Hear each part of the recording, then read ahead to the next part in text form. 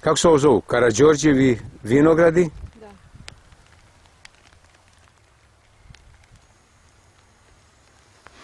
I u pozadini tamo negdje crkva jedva se vidi, ali sad ćemo ići tamo nazad.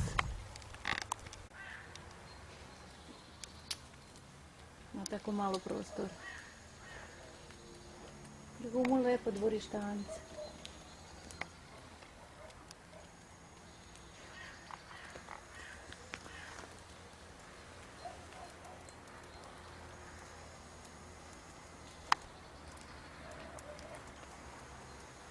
Idem ja da vidim šta je. Ajde.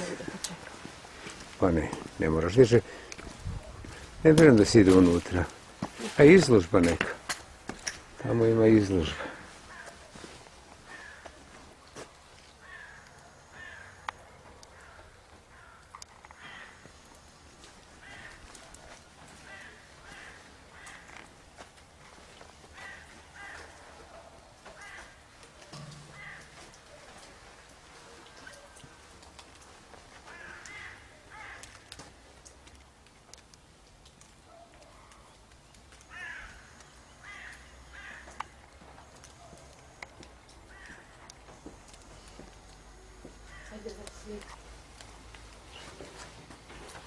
Joj. Odmori se malo. Vidi lalice kakve lepe lale. A vidiš kakve su te visoke, velike lale. A ne one ko naše tamo. Crknute.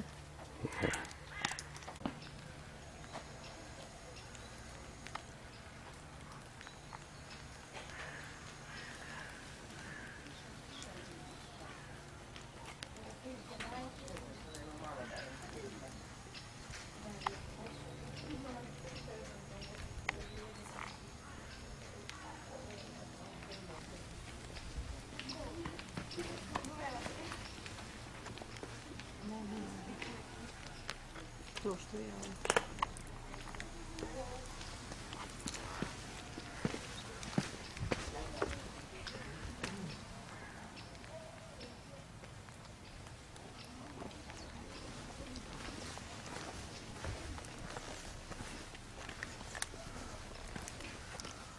Vidi kućica za ptice.